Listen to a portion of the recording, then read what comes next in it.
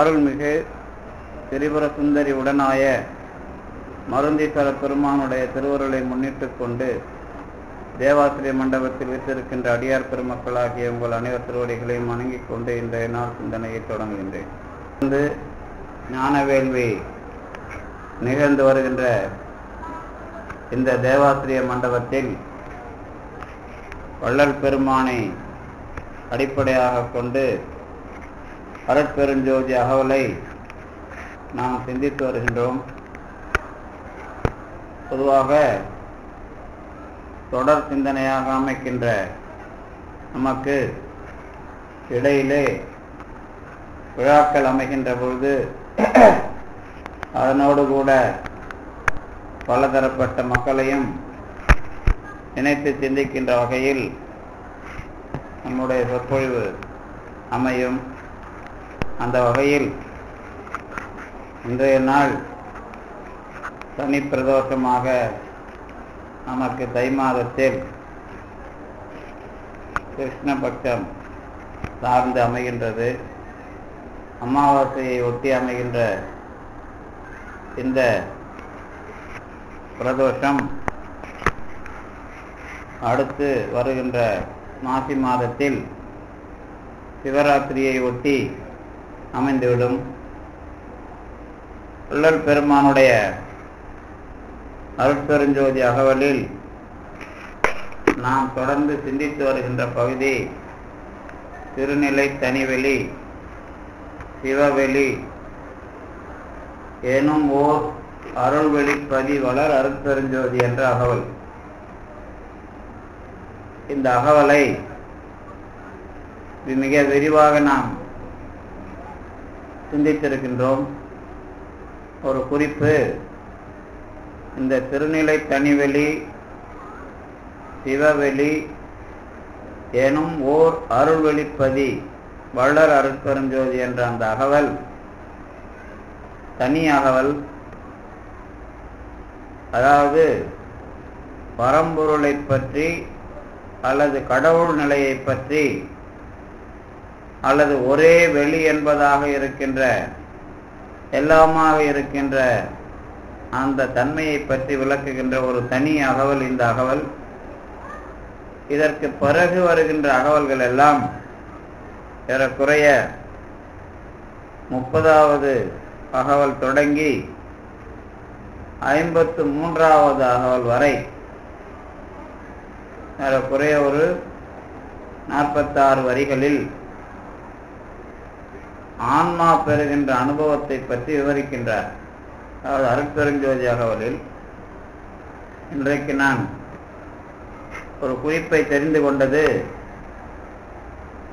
வள்ளல் பெருமான் எல்லா இடங்களிலேயும் திருச்சபை என்ற வார்த்தையை இந்த 30வது அகவல் தொடங்கி 53வது அகவல் வரை பயன்படுத்துகிறார். திருச்சபை என்ற வார்த்தையை அல்லது அந்த சொல்லை பயன்படுத்துகிறார். திருச்சபை என்று சொன்னால்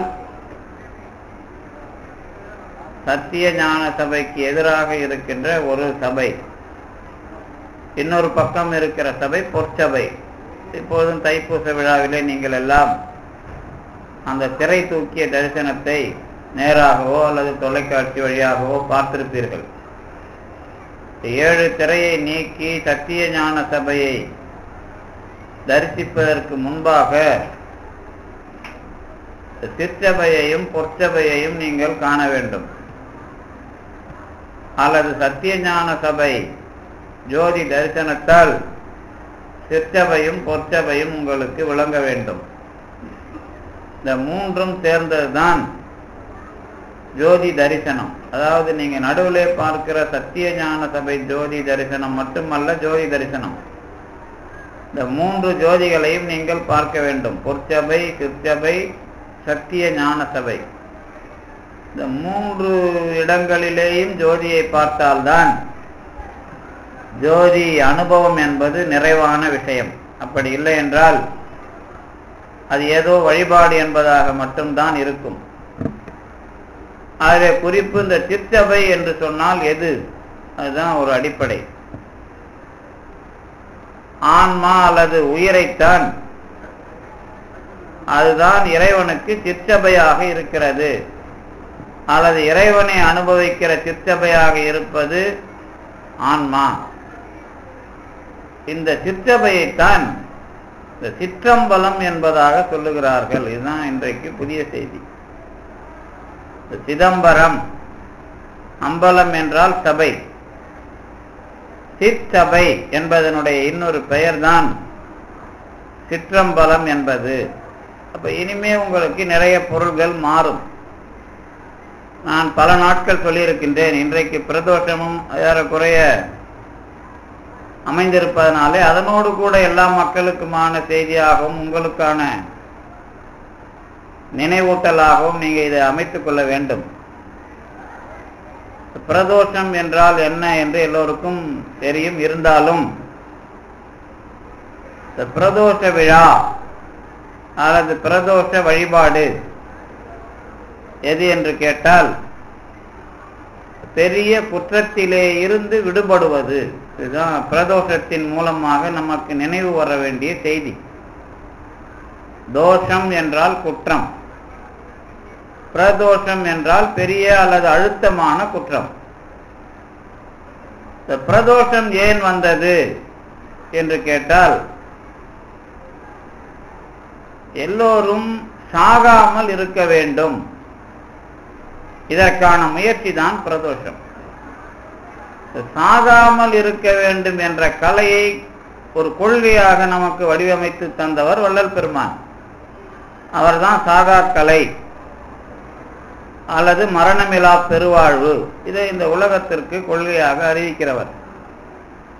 தேவர்கள் அமுதம் உண்டதனால் என்ன பயன் என்று கேட்டால் சாகாமல் இருப்பார்கள். இதான் அன்னைக்கு புராண செய்தியும் கூட. அப்ப சாகாமல் இருக்க வேண்டும் என்றால் என்ன செய்ய வேண்டும் என்றால் அமுதம் பெற வேண்டும். இதுதான் அடிப்படை. அப்ப அமுதம் எங்கே கிடைக்கும் என்றால் கடலில் கிடைக்கும். உங்களுக்கு கடல்னா எது ஞாபகம் வரணும்னா பிறப்பு தான் ஞாபகம் வரணும். பிறவி கடல், இது சொன்னவர் திருவள்ளுவர். பிறவி கடல் நீந்துதல், இதுதான். அதே மாதிரி அருணகிரிநாதரும் கடலை மட்டும் நீங்க தண்ணியை மட்டும் பார்க்காதீங்கப்பா, கடற்கரை ஓரம் இருக்கிற மண்ணையும் பாருங்க அப்படிங்கிறார் அருணகிரிநாதர். வெறும் கடல் தண்ணி மட்டும் ஞாபகத்து வரக்கூடாது. கடல் பக்கத்தில் இருக்கிற தண்ணீரோடு, அதாவது அந்த மண் துகள்கள் அந்த கடற்கரையில் இருக்கிற மண்ணோட நீங்க பாருங்க அப்படிங்கிறார். அவர் என்ன சொல்றார் அருணகிரிநாதர்னா, 7 கடல் சார்ந்து இருக்கிற மண்ணை கொட்டி எண்ணிக்கையாக அளந்தாலும் நம்முடைய பிறவியுடைய எண்ணிக்கை அதிகம். இதுதான் அருணகிரிநாதர் சொல்லுவார். 7 கடல் மணலை அளவிடினும் எனது இடர் பிறவி அதிகம். 7 கடல் மண்ணை கொட்டினாலும் என்னுடைய, அதாவது ரொம்ப கஷ்டமாக இருக்கிற அல்லது துன்பம் தருவதாக இருக்கிற இந்த பிறப்பினுடைய எண்ணிக்கை அதிகம். இதுதான் அருணகிரிநாதர். அப்ப கடல் அப்படின்னு சொன்ன உடனே எது ஞாபகத்துக்கு வரணும்னா தொடர்ந்து ஓயாமல் வந்து கொண்டிருக்கிற பிறப்பு. நாம தொடர்ந்து பிறந்து இறந்து கொண்டிருக்கிறோம் அல்லது இறந்து பிறந்து கொண்டிருக்கிறோம், அது ஞாபகத்துக்கு வரணும். இந்த கடலை இந்த பிறப்பை கடைந்து எடுத்தீர்களானால் உங்க பிறப்பிலேயே உங்களுக்கு நீங்க சாகாமல் இருப்பதற்குரிய மருந்து கிடைக்கும். இதுதான் கடலை கடையிறது. அது பார்க்கடல்னு சொல்லுவாங்க. பார்க்கடல் அப்படின்னா என்னன்னா பயன்படுத்துகிற தண்ணீர். இப்ப உப்பு கடலை நாம எவ்வளவு தண்ணி அதிகமா இருக்குது. இப்போ ஒருவேளை நமக்கு பிறப்புல இருந்தே கடவுள் உப்பு தண்ணியை குடிக்கிற மாதிரி ஒரு பிறப்பா கொடுத்திருந்தான்னா பிரச்சனையே இல்லைல்ல. நல்ல தண்ணியை குடிக்கிற மாதிரி பிறக்க வச்சுட்டான். அதனால ஏன் உப்பு தண்ணியை குடிக்கிற மாதிரி பிறக்க வச்சிருந்தா அந்த பிரச்சனையே இல்லையே, ரொம்ப எளிமையா வேலை முடிஞ்சு போயிருக்குமே. ஆனால் அதை நல்ல தண்ணியை ஆக்கி குடிக்க வேண்டிய பொறுப்பு நமக்கு இருக்கு. இந்த கடல்லையே இந்த பிறப்பு கடல்லையே ஒரு நல்ல விஷயம் அப்படின்னு சொன்னா அது பார்க்கடல். அதை கடையணும், நல்லது செஞ்சாதான் உங்களுக்கு எது தெரியும். உங்க மேல மோதுறதும் உங்ககிட்ட இருக்கிறதும் தெரியும். இப்ப யாராவது நல்லது செய்ய புறப்பட்டிருந்தாதான் அவங்களுக்கு உயிர் வாழ்க்கையில எவ்வளவு கஷ்டம் இருக்குதுன்னு தெரியும். பாரதியார் சொல்ற ஒரு பெரிய விஷயம் என்னன்னா, இந்த பிறப்புல நாங்கெல்லாம் வாழறோம்பா, எல்லாம் நல்லதான் வாழறோம், நீ படிச்சு வச்சிருக்கிற. ஆனால் ஒரு உண்மையை தெரிந்து கொள்ளுவதற்கு ஒரு ஆமை ஒரு மலை ஏறுற மாதிரி ரொம்ப கஷ்டப்பட வேண்டியதா இருக்குதே அப்படிங்கிறார். பைய பைய ஒரு ஆமை குன்று ஏறல் போல் ஆவி நைய துயருறல் வேண்டும் ஐயகோ பாரிலோர் இவன் ஓர் உண்மை கண்டு உய்வரால். ஒரு உண்மையை தெரிஞ்சுக்கிறதுக்கு ஒரு ஆமை மலையேற மாதிரி ரொம்ப கஷ்டப்பட வேண்டியதா இருக்குதப்பா அப்படின்னு வருத்தப்படுறார் பாரதியார். எதுக்கு? ஒரே உண்மை தெரிஞ்சுக்கிறதுக்கு. வாழ்க்கையில ஒருத்தர் நல்லவனா கெட்டவனா தெரிஞ்சுக்கிறதுக்கே ஒரு 50 வருஷம் வீணா போகுது. ஏன்னா அவன் நல்லவனா தான் இருந்தான், கடைசியில ஏமாத்துறவனா மாறுறான், அதுக்கப்புறம் சுயநலமா தெரியுது, முகம் விகாரமா கிழியுது. அப்ப இதுக்கு ஒரு 20 வருஷம் 16 வருஷம் நீங்க குறைஞ்சபட்சம் 16 வருஷமா தேவைப்படும். அதுக்கு எனக்கு தெரிஞ்சு அது 16 வருஷம் திசையில சில பேர்கிட்ட மாட்டிட்டு இருப்பீங்க. அப்ப தெரியும் கடைசியா அதுல இருந்து வெளியே வரும்போது, ஓ இவ்வளவு நாள் இவங்கிட்ட மாட்டிதான் கடவுள் என்ன கடைஞ்செடுத்தான் அப்படின்னு தெரியும். அந்த மாதிரி நீங்க ஒரு உண்மையை தெரிஞ்சுக்கிறதுக்கு வாழ்க்கையில ஒரு பிறப்புலயே ஒரு உண்மை தெரிஞ்சுக்கிறேன்னா இருக்கிற எல்லா உண்மையும் தெரிஞ்சு எப்ப நான் கடை தேர்றது. இதுதான் நல்லதை செய்யினா கடையறதுன்னு பேர். நல்லதுக்குள்ள கடையும் போது உங்களோட சேர்றவன் தான் மத்து. இந்த கொண்டு போய் பார்க்கடல்ல ஒரு மத்து வைக்கிறாங்கல்ல, அது என்ன மத்து? அது இமயமலையை மத்தாக வைக்கிறார்கள். இந்த மத்தை வச்சுக்கிட்டு கயிறு கடையும் போது என்ன நடக்குது அப்படின்னு கேட்டீங்கன்னா, பாம்பு வச்சு கயிறு கடையிறாங்க. பாம்பை கயிறா வச்சு அந்த கடலை கடையிறாங்க. கடையும் போது கடல்ல இருந்து ஒரு விஷம் வருது, அந்த பாம்போட வாயிலிருந்து ஒரு விஷம் வருது. இந்த 2 விஷமும் சேர்ந்தா அதுக்கு பேரு ஆலகாலம், அதான் ஆலாலம் அப்படின்னு பேர். இந்த 2 விஷமும் சேர்ந்து இந்த உலகத்தை அழிக்குது. இதுதான் அதுல இருக்கிற விஷயம். அப்படின்னா என்ன அப்படின்னா, நான் தான் பிறக்கிறதுக்குன்னு வந்துட்டேன், இந்த உலகத்துல நான் என்னோட எல்லாம் மோதுது. அப்ப எல்லாமே எதுவா தெரியுது எனக்கு அப்படின்னா, நான் எனதுன்னு தெரியும் அல்லது யான் எனதுன்னு தெரியும். இந்த 2 தான் 2 விஷம். கடல் விஷமும் பாம்போட விஷமும் எதுன்னு கேட்டீங்கன்னா, யான் எனது என்று சொல்லுகின்ற 2. இப்ப இந்த யான் எனதுன்னு சொல்லுகிற இந்த 2 விஷமும் சேர்ந்தா அதுதான் நம்ம பிறப்புல வெளியே வர்ற விஷயம். பிறந்திருக்கிற நாம இதுல நம்ம செய்யல எல்லாமே யான் எனதுன்னு தான் முடியுது. இதுதான் விஷம். இது இருந்துகிட்டே இருந்தா நம்ம செத்து தான் பிறந்துகிட்டு இருப்போம். இந்த 2 இல்லைன்னா அது கிடைக்கிறது அமுதம். இதுதான் அதோட விஷயம். இந்த பால் கடல் கடையப்படும் பொழுது வந்ததில்லை இந்த விஷம். இத கண்டு எல்லாரும் ஓடுறான், இதோட தாக்கு பிடிக்க முடியல, இதுலயே தான் மாட்டிக்கிட்டு இருக்கிறான். இதுதான் தேவர்கள் முதற்கொண்டு அசுரர்கள் முதற்கொண்டு எல்லாரும் தலைதெறிக்க ஓடுறாங்க. அப்ப அந்த விஷத்தை நிறுத்தினாதான் இந்த ஜனங்க அவங்க பெரிய இஷ்டத்துக்கு வாழ்ந்து ஏதாவது ஒண்ணு பண்ணுவாங்க. அப்ப என்ன பண்றார் சிவபெருமான் அல்லது கடவுள்? அவர்கிட்ட இருக்கிற ஒரு நல்ல வேலைக்காரனை கூப்பிட்டு, சுந்தரர் கூப்பிட்டு அதை எடுத்துட்டு வாங்குறாரு. அவர் சாப்பிட்றார். இந்த விஷத்தை சாப்பிட்ட உடனே கடவுள் காணாமல் போய் விடுகிறார். இப்ப பாருங்க, அதுக்கு என்ன அர்த்தம்? நான் எனதுன்னு சொல்ற மனுஷன் வாழ்க்கையில கடவுளை தெரிஞ்சுக்க மாட்டான்னு அர்த்தம். விஷத்தை சாப்பிட்ட உடனே கடவுள் காணாம போயிடுறாருன்னா அதான் அதுக்கு அர்த்தம். அப்ப எல்லாரும் தேடுறாங்க. தேடுறதுதான் கோயில பிரதோஷத்துல வலம் வர்றது. இந்த கோயில பிரதோஷத்துல வலம் வர்றது எப்படின்னா, வலம் போய் இடமா முறையா வரக்கூடாது. நீங்களும் தலைதெறிக்க சுத்தணும். இப்படி இடத்துல இருந்து வலம், வளத்துல இருந்து இடம் 3 முறை மாத்தி சுத்தணும். அது நேரா சுத்தக்கூடாது அப்படின்னு உங்களுக்கு சாங்கியம் சொல்லுவாங்க. அது என்ன காரணம்னா, தலைதெறிக்க முறையா சுத்தாம அவங்க இஷ்டத்துக்கு சுத்துறது. அப்படிதான் பிரதோஷத்துல சுத்துறது. இதுல என்ன விஷயம் அப்படின்னு கேட்டீங்கன்னா, வாழ்க்கையில் வரைமுறை தெரியாமல் போய்விடும். கடவுள் தெரியலன்னா, நான் எனதுங்கிறது இருந்தா கடவுள் கண்டிப்பாக கண்ணுக்கு தெரியாது அப்படின்னு அர்த்தம். அதுக்கப்புறம் கடவுள் எங்கதான்பா இருக்கிறார் அப்படின்னு ஒரு கேள்வி வந்தப்ப அவரை பார்க்கலாம் அப்படின்றப்பதான் அவர் என்ன பண்றாரு, 2 நந்திகளுக்கு நந்தியினுடைய கொம்புகளுக்கு நடுவுல நடனம் ஆடிக்கொண்டு இருக்கிறார். இதான் பிரதோஷத்து காலத்துல கடவுள் நமக்கு காட்சி தந்தார் என்கிற வரலாறு. இந்த கொம்புக்கு நடுவுல காட்சி தராருன்னா என்ன அர்த்தம் அப்படின்னு கேட்டீங்கன்னா, நந்தி தான், கொடி ஏத்துறதுலாம் நந்தி கொடி தான், எல்லாம் தான். அதுக்கு என்ன அர்த்தம் அப்படின்னா, இங்க இருக்கிறவங்கல யார் நல்லவங்களோ அவங்களுக்கு பேர் நந்தின்னு பேர். கடவுளை முன்னிட்டு கொண்டு செயல்பட்டு வாழுகிறவர்களுக்கு நந்தின்னு பேர். அல்லது கடவுள் சொல்றதை கேட்டு வாழறவன், இவனுக்கு தான் நந்தின்னு பேர். இவங்கிட்ட தான் கடவுள் இருக்கிறார தவிர நான் எனதுன்னு சொல்லிட்டு வர்றவங்கிட்ட கடவுள் இல்லை அப்படிங்கிறது தான் அந்த கடவுள் தரிசனம். அப்ப என்ன அர்த்தம் அப்படின்னா, நடராஜ பெருமான் தான் அதுல வர்றார். எதுல? அந்த ரெண்டு கொம்புக்கு நடுவுல ஆடிக்கொண்டு வருகிறவர் நடராஜ பெருமான். இதுல இன்னொரு உண்மை ரகசியத்தையும் சொல்றேனே. சரி, நடராஜர் தான் வர்றாரு அப்படின்னு எழுதல, ஆடிக்கொண்டே பெருமான் காட்சி தருகிறான் அப்படிங்கறதுதான் அதோட முக்கியம். அதுக்கப்புறம் என்ன அதுல வருதுன்னு கேட்டா, இந்த வேலையை செஞ்சது யாரு, நம்மளை காப்பாத்துறது யாரு அப்படிங்கிறப்ப அது கிட்ட போனா அது நடராஜர் மாதிரி தான் தெரிஞ்சது. ஆனா அங்க இருக்கிறது யாரு? முருகன் அப்படின்னு சொல்றாங்க. யாருன்னு கேட்டீங்கன்னா, திருமந்திரத்துல இந்த விஷத்தை சாப்பிட்டு நம்ம எல்லாம் காப்பாற்றியது யார் அப்படின்னு கேட்டீங்கன்னா, முழுமையான கடவுள், ஆறுமுகமாக இருக்கிற கடவுள் அப்படின்னு யார் சொல்றாரு? திருமூலர் சொல்றார். இப்ப நீங்க வாழ்க்கையில சிவலிங்கத்தை பார்த்து, அதுக்கப்புறம் நடராஜரை பார்த்து, அதுக்கப்புறம் முருகரை பார்த்து நீங்க சாவாம இருந்தாதான் பிரதோஷத்துல சாமி கும்பிட்டீங்கன்னு அர்த்தம். இவ்வளோ படியையும் அதுல கடக்கணும். இப்ப இருக்கிற வரைக்கும் தெரிஞ்ச வரைக்கும் சாமி கும்பிடுவோம், அதை பத்தி பிரச்சனை இல்லை. ஆனா இதுக்குள்ள இவ்வளவு வரலாறு இருக்குது. அதுக்குள்ள உங்க விவரம் என்னன்னு எனக்கு தெரியாது. இதுல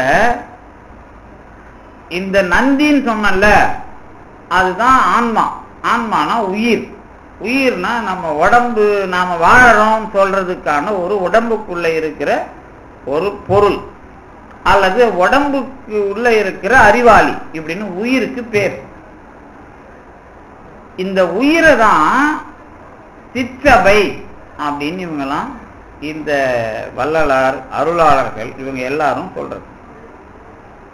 இப்ப இந்த கடவுள் கடவுள் அப்படிங்கிறீங்களே, இதெல்லாம் எது எது என்னென்ன பண்ணுது அப்படின்னு ஒரு விஷயமா கேட்கறீங்கன்னு வச்சுங்களேன். அல்லது இவ்வளவு பெரிய விஷயம் அதுக்குள்ள எப்படி இருக்குதுன்னு நாங்கெல்லாம் அனுபவிக்க முடியுமா அப்படின்னு கேட்கறீங்கன்னு வச்சுங்களேன். இவங்களுக்கெல்லாம் என்ன பதில் அப்படின்னு கேட்டீங்கன்னா, இந்த உலகத்துல இருக்கிற எல்லா விஷயத்தையும் நான் அனுபவிக்கணும். இதானே கோயிலுக்கு வர்றதோட அடிப்படை. இதுதான் பிரதோஷத்துக்கும் வந்துட்டு போயிட்டு இருக்கிறாங்க ஜனங்க. இப்ப எல்லாரையும் வச்சுக்கிட்டு நீங்க அப்படிலாம் சாமி கும்பிடக்கூடாதுன்னு நான் சொல்ல முடியாது. ஒரே விஷயம் என்னன்னா, இந்த உலகத்தை அனுபவிக்கணும் அப்படிங்கிறது தான் இந்த விஷயத்தோட அடிப்படை. இந்த உலகத்தை அனுபவிக்கிறதுக்கு நமக்கு இந்த விஷயம் எல்லாம் இருக்குது இல்ல, பொருள்கள். இதுக்கு யார் காரணம், இதெல்லாம் எப்படி நமக்கு கிடைச்சது அப்படிங்கிறது தான் பதில். என்ன அப்படின்னு கேட்டா, இந்த சிவலிங்கமாக இருக்கிற அந்த ஜோதி கடவுள் தான் நாம அனுபவிக்கிறதுக்கான பொருள்களை கொடுத்திருக்கிறது அப்படின்னு படிச்சீங்கன்னா அதுதான் முதல் தத்துவம். இந்த அனுபவிக்கிறதுக்கான பொருள் இருக்குதுல்ல, எது? பூமி, ஆகாயம், காத்து, தண்ணி, நெருப்பு. இதோட கூட இது சார்ந்து நமக்கு கிடைக்கிற எல்லா பொருள்களும், காய்கறியா இருந்தாலும் சரி, பழமா இருந்தாலும் சரி, சாப்பாடா இருந்தாலும் சரி, எல்லாம் இதுல அடக்கம். எதுல அடக்கம்? இந்த ஆகாயம், காத்து, நெருப்பு, தண்ணி, பூமியில எல்லா பொருள்களும் அடக்கம். இந்த பொருள்லாம் இருக்குது இல்ல. இப்ப நான் கொஞ்ச நேரத்துக்கு முன்னாடி ஒண்ணு கேட்டேன்ல, உப்பு தண்ணிய நமக்கு ஒத்துக்கல, ஏன் உப்பு தண்ணியை சாப்பிட்டு வாழக்கூடாது, அதான் நிறைய இருக்குல்ல, உப்பு தண்ணியை நல்ல தண்ணியை ஆக்கி ஏன் சாப்பிடணும் அப்படின்னு கேள்வி கேட்டா அதுக்கு தான் பதில் என்ன அப்படின்னா, உலகத்துல இருக்கிற எல்லா பொருளையும் நான் அனுபவிக்கணும், அது என் உடம்போட சேர்ந்து நானும் அதுவும் வாழணும் அப்படின்னா அதுக்கு வேலை பார்க்கிறவருக்கு பேர் தான் நடராஜர்னு பேர். இப்ப நாம தண்ணி குடிக்கிறோம்ல, இப்ப தண்ணி குடிச்சிட்டே வாழ முடியல, ஆனா தண்ணி குடிக்கணும். தண்ணி குடிச்சிட்டே வாழறோம் அப்படின்னு யாரும் சொல்லிட முடியாது. இப்ப தண்ணி குடிச்சிட்டு வாழறதோட கூட இப்ப தண்ணி நேரா உள்ள போகுது இல்ல, அது உடம்புல மாறுது. அதுக்கப்புறம் சாப்பாடு சாப்பிட்றோம். இந்த சாப்பாடு உடம்புல சக்தியா வந்து நமக்கு கிடைக்குது. இப்படிலாம் நம்ம படிக்கிறோம், நமக்கு தெரிஞ்சுக்கிறோம்ல. இது எப்படி சேர்ந்து நமக்கு இப்படி ஒரு விஷயமா மாறுது அப்படின்னு கேட்டா, சேரதான் சேரும், சேராது சேராது. இப்ப ஒரு விஷயம் கூட சொல்லுவாங்க, பாம்பு இருக்குல்ல, பாம்போட விஷம் நேரா நரம்புல ஏறிச்சுன்னா ரத்தம் கட்டி செத்து போயிடுவாங்க. அதே பாம்போட விஷத்தை நீங்க சாப்பாடா சாப்பிட்டு குடல்ல நல்லா செரிச்சிருக்குன்னு சொன்னா கொஞ்ச நாளைக்கு சாப்பிடவே தேவை, அவ்வளவு சத்து அதுல இருக்குது. அடர்த்தியான புரதம் இருக்குது அப்படின்னு அதை சொல்லுவாங்க சயின்ஸ்ல. இப்ப அடர்த்தியான புரதம் இருக்குதுங்கிறதுக்காக வந்து நீங்க இதை சாப்பிடுறீங்க சாப்பிடல அப்படிங்கிறது இல்ல. அது விஷயம் உங்களுக்கு சாப்பிடுற மாதிரி ஒரு விஷயம் வந்துதா இல்லையா? இப்ப நீங்களா சாப்பிடுறீங்களா, உங்களுக்கு தேவையானதை சாப்பிடுறீங்களா, அல்லது சாப்பிடணும்னு தேர்ந்தெடுத்து சாப்பிடுறீங்களான்னு ஒரு கேள்வி வந்தா இதுல நமக்கு என்ன வருது? ஒரு முயற்சி வருது. அதானே ஒரு தேடல் வருது இல்ல? தேடல் இல்லாம நாம சாப்பிட முடியுமா? இப்ப கிடைக்கிறதெல்லாம் சாப்பிட்டுட்டே இருந்தா என்ன பண்ணுவோம்? இல்ல வயிறு ஒரு மாதிரி இருக்குது, இல்ல தலை சுத்துது, இல்ல இது உடம்புக்கு ஒத்துக்கல அப்படின்னு ஏதோ ஒரு விஷயம் சொல்றேன்ல. அப்ப என்ன பண்ணுவோம்? இல்ல நாம பார்த்து சாப்பிடணும், இதைதான் சாப்பிடணும், இதை சாப்பிடக்கூடாதுன்னு இருக்குது அப்படின்னு கத்துக்கிறோம்ல. இதைதான் சாப்பிடணும், இதைதான் சாப்பிடக்கூடாதுன்னு ஏன் கத்துக்கணும்? இதைதான் சாப்பிடணும், இதைதான் சாப்பிடக்கூடாது அப்படின்னு ஏன் கத்துக்கணும்? அந்த உடம்பு அப்படி சொல்லுது. அந்த உடம்பு அதை சொல்லல. இல்லைன்னா நீங்க பாட்டு எல்லாத்தையும் பண்ணீங்கன்னா உடம்பு உங்களுக்கு உழைக்காது, ஒத்துழைக்காது இல்ல, அது இல்லாம போயிடுது இல்ல. அப்ப உடம்ப கொஞ்சம் அதுதான் இப்ப முதல்ல வேலை வாங்குது. எது? இந்த உடம்பு தான் நம்மள வந்து இப்ப இந்த வேலை வாங்குது. கொஞ்சம் எல்லாத்தையும் சாப்பிட்ட பிறகு சாப்பிட்டுட்டு நாம இருந்தாலும் அப்புறம் என்ன வருது? ரெண்டாவது ஒரு விஷயம் வருது, நம்ம மனசு கொஞ்சம் வேலை பார்க்கும். இந்த மனசு வேலை பார்க்கும்போது என்ன வருது விஷயம்? இதை நாம செய்யலாம் செய்யக்கூடாதுன்னு சாப்பாட்டுக்கு மட்டும் இல்லாம இது சரி இது தவறு அப்படின்னு சில விஷயங்களுக்கு தாண்டி போகுது. இன்னார் இப்படி செய்வது தவறு, இப்படி நாம் போவது தவறு அப்படின்னு ஒரு விஷயம் எல்லாம் சொல்லுது இல்ல. இதுக்கும் சாப்பாட்டுக்கு என்ன சம்பந்தம் இருக்குது? இப்ப பகவத்கீதை படிக்கும் போது என்ன பண்ணுவாங்கன்னா எல்லாருக்கும் அதுல தான் ரொம்ப இன்ட்ரெஸ்ட். பகவத்கீதை எல்லாம் படிக்கிறதுக்கு ஏன் இன்ட்ரெஸ்ட்னா, சத்துவ குணம், ராஜச குணம், தாமச குணம். சத்துவ குண உணவை சாப்பிடுங்கள், தாமச குண உணவை சாப்பிடாதீர்கள், ராஜச குண உணவை சாப்பிடாதீர்கள், இப்படிலாம் ஒரு பட்டியல் போடுவோம். அதே சமயத்துல வேலைக்காரனுக்கு ராஜச உணவு, படை வீரனுக்கு அதெல்லாம் வேணும், அப்படின்லாம் தாமச உணவு வேணும் அப்படின்லாம் மாத்தி பேசுவாங்கல்ல. நமக்கு என்ன கேள்வி அப்படின்னா, சாப்பிட்றதுன்னு ஒண்ணு சொல்லிட்ட, நான் எதுக்கு சாப்பிடணும்னா உடம்புக்குன்னு தெரியுது, நீண்ட நாள் வாழணுங்கிறதும் தெரியுது. இந்த நீண்ட நாள் வாழறதுங்கிறத நான் எப்படி நிறைவேற்றுறது அப்படிங்கிறப்பதான் ஒரு இன்னொரு விஷயம் சைட்ல கிடைச்சிது. அதுக்கு பேர் தான் என்னது? அது இந்த யோகா அல்லது வந்து உடம்பை நிலையாக வைத்திருப்பது அப்படின்னு ஒரு குறுக்கு வழி. குறுக்கு வழினா ஒரு கிளை வழி கிடைச்சிது. இந்த கிளை வழியில என்ன பண்ணாங்கன்னா உடம்ப நிலையா, இப்ப நிறைய பேர் உட்காந்துட்டு இப்ப கண்ணை மூடிக்கிட்டு உட்காந்துருக்காங்கன்னு வச்சுங்களேன். பிரதோஷ காலம், இன்னைக்கு வந்து சாமியை தியானம் பண்ணா நல்லது அப்படின்னு ஒரு யாராவது உட்காந்துட்டு இருக்காங்க, அல்லது யாராவது ஒரு தியானம் பண்ணிட்டு இருக்காங்கன்னு வச்சுங்களேன். அவங்கள போய் எழுப்பி எழுப்ப தேவை. தியானம் முடிஞ்ச பிறகு அவங்கள கூப்பிட்டு, ஐயா நீங்க தியானம் பண்ணீங்களே, இன்னத்துக்காக தியானம் பண்ணீங்க? இல்லைங்க, மனசு ஒருநிலைப்படுறதுக்காக தியானம். ஒருநிலைப்பட்டுதாங்க. இல்ல கொஞ்ச நேரம் தூங்குனீங்களா, இல்ல ஒருநிலைப்பட்டுதா, இல்ல ஏதாவது மூலாதாரத்துல ஏதாவது எழுந்துதா, இல்ல உங்களுக்கு என்ன மாற்றம் இருந்தது? சரி, உங்களுக்கு முன்னாடி யாராவது இந்த மாதிரி எழுப்பி அவங்க ரொம்ப நல்லா இருந்தாங்களா? யாராவது கண்ணில் கண்ணாடி போடாத யோகிகள் இருந்தாங்களா? இல்ல வந்து யாராவது வந்து நல்ல உடம்பு திடகாத்திரமா ரொம்ப நாளே வச்சுட்டு இருக்கிறாங்களா? இப்படி எல்லாம் கேள்வி கேட்டா என்ன சொல்லுவாங்க? இல்ல சார், எங்களுக்கு கொஞ்சம் கற்றுக் கொடுத்தவர் குருநாதர் இப்படி கற்றுக் கொடுத்தாரு, நாங்க வந்து சிறுநாதர் இப்படி செஞ்சிட்டு இருக்கிறோம் அப்படின்னு ஏதாவது ஒரு பதில அவங்க சொல்லுவாங்க. இதெல்லாம் என்ன அப்படின்னு கேட்டீங்கன்னா, இதுவும் ஒரு முயற்சி தான்.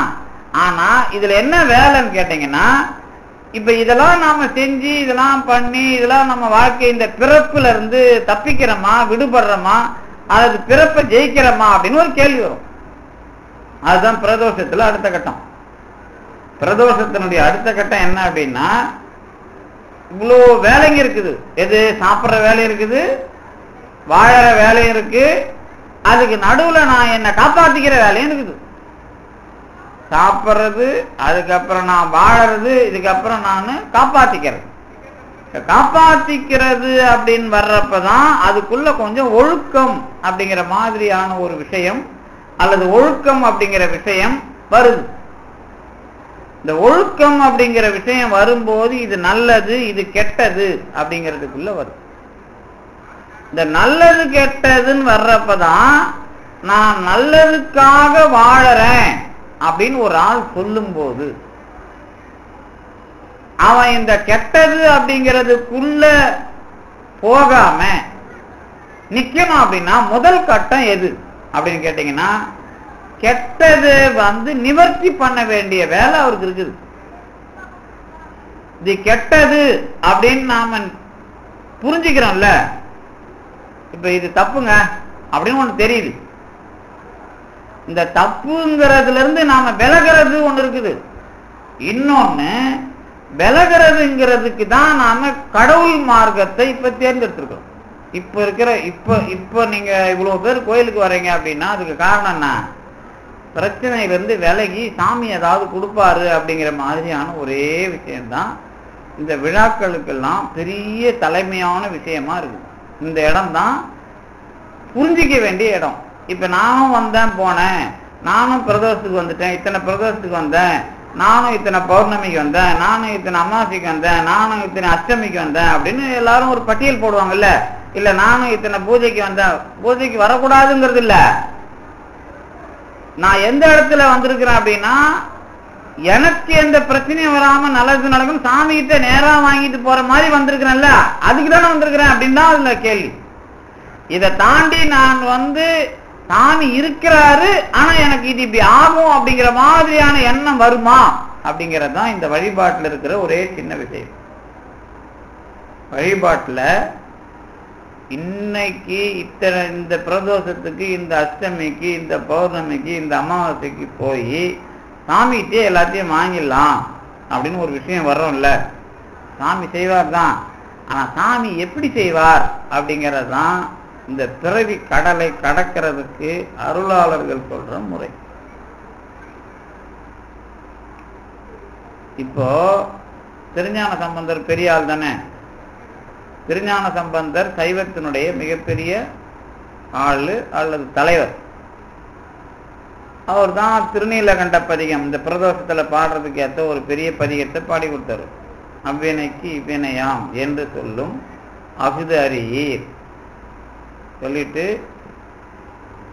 உய்வினை உண்டமக்கு நாடாது இருப்பதும் ஊனம் அன்றே, கைவினை செய்து எம்பிரான் கடல் போற்றும் அப்படின்னு ஆணையிடுகிறார்.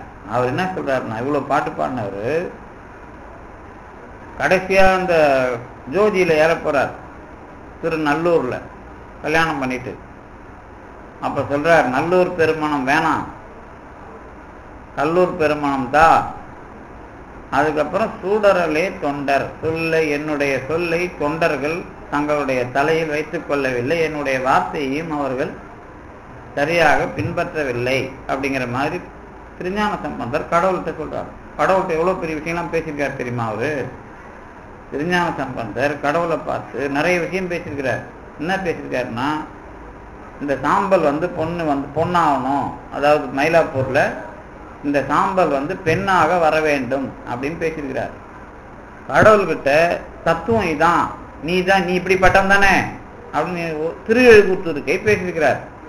அப்புறம் கடவுளை திருநாவுக்கரசருக்கு காட்டியிருக்கிறார். இவ்வளவு பெரிய ஆள் சொல்றாரு, என் வார்த்தையை இந்தவங்கெல்லாம் கேட்கல அப்படின்றார். அதுக்கு என்ன அர்த்தம் அப்படின்னா, அவர் பாடின பதிகத்தை இவன் பாடிக்கிட்டு உட்காந்தா எல்லாம் கிடைச்சிடும் நினைக்கிறானே. பாடிக்கிட்டு உட்காந்தா கிடைக்கும், அது எப்படி கிடைக்குங்கிறத ஏத்துக்க இவன் மனசு இல்லாம படிக்கிறான் அப்படின்னு அர்த்தம். அது அவன் இப்படியே பாடிக்கிட்டு இருந்தா அவனுக்கு கொடுக்க வேண்டியதை பாடுறது மூலமாவே அப்படியே கற்பனையில கொண்டாந்து கொடுக்க முடியாது. அப்படி ஒரு விஷயம் கிடையாது. பாடிக்கிட்டு இருக்கிறது மூலமாவே கடவுள் நேரா சினிமாவில் காட்டுற மாதிரி ஒரு பெரிய என்னது அது அந்த முடிச்சு கொண்டாந்து கொடுக்க மாட்டார். அல்லது கடவுள் பாடிக்கிட்டு இருக்கிறதுனாலே ஒருத்தன் திடீர்னு கொண்டாந்து உங்க கையில கொடுத்துட மாட்டான். கடவுள் என்ன மாதிரி உங்களுக்கு உதவி பண்ணுவார் அப்படின்னு கேட்டீங்கன்னா, நீங்க இவ்வளவு வேலை பார்த்திருக்கிறீங்களே, உங்களுடைய மனநிலை இப்படி இருக்குது, இதுல எந்த மாதிரி ஆளோட தொடர்பு கொள்ள வச்சு எப்படி இவனுக்கு கொடுத்தா வாங்கிப்பான் அப்படிங்கிற மாதிரி அவர் அடுத்த பிறப்புல தான் கொடுக்க முடியும். இந்த பிறப்புலயே வாங்கணும்னா நம்ம மனநிலையோட நாம அந்த உறுதியில, அதாவது கொஞ்சம் கூட விலகாம வேலை பார்த்துட்டே இருந்தா சரி, இவன் இப்படிப்பட்டவன் தான், இவனுக்கு இந்த இடத்துல வச்சு இவனுடைய நடத்தையிலேயே, அதாவது இவன் போற வழியிலேயே போய் இவனுக்கு கொடுக்கலாம் அப்படின்னு முடிவு பண்ணுவார். நாம போற வழியிலேயே போய் கொடுக்கறதுக்கு இடம் கொடுக்கணும். அப்படி இல்லை, நாம இதே லெவல்ல இருந்துட்டா அடுத்த பிறப்புல அவரு ஐடியா பண்ணுவார். யாரு? கடவுள் நமக்கு நல்லது பண்றதுக்கு. இதான் தத்துவ முறைப்படி நமக்கு கிடைக்கிற விஷயம். நான் போற வழியிலேயே போறதுன்னு ஒரு பிரச்சனை வர்றப்ப நான் வேற மாதிரி சிந்திச்சா அப்ப கடவுளுக்கு ஒரு தடை வந்துடும், இவனுக்கு கொடுக்கறதுல ஒரு தடை வந்துடும். அதனாலதான் இந்த திருஞான சம்பந்தர் கொஞ்சம் வருத்தப்பட்டு பேசுறாரு. அந்த இடத்துல என்ன பேசுறாருன்னா, அவன் வேலைக்கு உள்ள இல்லாம நான் பதிகம் பாடினதை வச்சு மட்டுமே பாடிட்டு இருக்கிறானே அப்படிங்கிறதுக்குள்ள வர்றார். திருஞான சம்பந்தரே வர்றாரு அந்த காலத்திலேயே. பதிகம் பாட வேணான்னு அவர் சொல்லல, பதிகம் பாடுகிற நீ உன்னுடைய கைவினைக்கு உள்ள வராம, கைவினைனா நீ செய்யற வேலை, அதோட இறைவனை வந்து தொடர்பு கொள்ளாமல் நீ நேரா இறைவனை மட்டும் தொடர்பு கொள்ள வந்தேன்னா உனக்கு அப்படி ஒரு விடுதலை கிடையாது. இறைவனை நாம் பார்க்கறது, இந்த நேரத்துல வர்றது அப்படிங்கறதுலாம் கட்டாயம்தான். ஆனா அது மட்டுமே அதுக்குள்ள வராது. அதுதான் ஆரம்பிச்சது. அப்போ இந்த சரி தப்புங்கிறதுக்குள்ள கடவுள் தீர்த்து வைப்பாருன்னு நினைக்கிறவனுக்கு அது எப்படி தீர்த்து வைப்பாரு அப்படிங்கிற யோசனை வந்தாதான் புரியும். அதை எப்படி தீர்த்து வைக்கிறது அவரோட நிலவரம்? நீ கேட்கிற விஷயத்தை நீ நல்லவனா இருந்தா உனக்கு செய்வார் அப்படின்னு மட்டும் எல்லாம் சொல்லிடுவான். நான் நேரா அப்படி சொல்ல மாட்டேன். ஏன் அப்படின்னா, உனக்கு செய்யறதுக்குன்னு ஒருத்தன் எதிரில் இருக்கிறான்ல, அவனை போய் கடவுள் உனக்காக திருத்த முடியாது. அவன் புத்தி ஒண்ணு இருக்கும்ல அவனுக்கு. இப்ப அவனை என்ன பண்ணுவாரு தெரியல. அவன் நல்லவனா இருந்தாதான் அவன் கூட கொஞ்சம் வேலை பார்த்து உனக்கு செய்யலாம். அப்படி இல்லை, நீ கேட்கறல்ல, அதுக்கு இணையா ஒரு விஷயத்தை அனுபவிக்க வைப்ப. நீ கேட்கறத நேரம் அதுதான் வேணும் அப்படின்னா அதுக்கப்புறம் என்ன பண்ணுவாருன்னா, உனக்கு கொடுக்கலாமா வேணாமா, நீ யாருன்னு அப்படியே உன்ன ஆராய்ச்சி பண்ணுவாரு. இப்ப உன்ன ஆராய்ச்சி பண்ணும்போது என்ன நடக்கும் தெரியுமா? நீ தெளிவா கடவுள் எண்ணத்துல இல்ல அப்படின்னா நீ வந்து வேலை செஞ்சுட்டு இல்ல, சாமி கும்பிட்டு இல்ல, அதுக்காக அதை கொடுத்துட்டாருன்னா அதுல வர்ற பிரச்சனையை நீ ஏத்துக்கணும். அதுக்கு தயார்னா ஓகே, அப்ப நீ உன் கேரக்டர்ல இருக்கலாம். அப்படி இல்ல, நீ என்ன பண்ற, நான் இல்ல உன் விஷயமா தெளிவா நல்லவனா தான் தொடர்ந்து இருக்க போறேன் அப்படின்னாக்கா நீ கேட்கறத கேட்டுடணும். அவர் என்ன பண்ணுவார்னா, உனக்கு செய்யலாமா வேணாமா, இது நல்லதா கெட்டதான்னு அவர் முடிவு பண்ணுவார். ஏன்னா நீ கேட்கறது உன்னோட முடியல, அதுல இன்னொருத்தன் நிக்கிறான். இந்த இன்னொருத்தன் நிக்கும் போது அவனால உனக்கு பிரச்சனை வந்துடும். அந்த பிரச்சனையில இருந்து உன்னை காப்பாற்ற வேண்டிய பொறுப்பு கடவுளுக்கு இருக்குது. நீ மட்டும் நீயாவே இல்லை. ஏன்னா நீ நல்லவனாவும் கடவுள்கிட்ட பழகிறவனாவும் கடவுள் வேலை செய்யறவனாவும் இருந்துட்ட அப்படின்னா அப்ப உன்னையும் அவர் வந்து ஒழுங்கா காப்பாற்ற வேண்டிய நிலைமைக்கு வந்துடுறார். எல்லாரும் தான் காப்பாத்துறாரு. இந்த காப்பாத்துறதே 3 விதமா இருக்குது. இல்ல இப்ப புரியுதா நான் சொன்னது? இப்ப என்ன பண்ணுவார் அப்படின்னா, உனக்கு புரிய வைப்பார். நீ எதை கேட்டையோ அது இல்லாம போனதுக்கோ அது உனக்கு கொடுக்காம இருக்கிறதுக்கோ விஷயத்தை புரிய வைப்பார். இதுக்கு நடுவுல நாம குரங்கு வேலை பண்ணோம் அப்படின்னா கடவுளுக்கு பாவம் சிரமம்.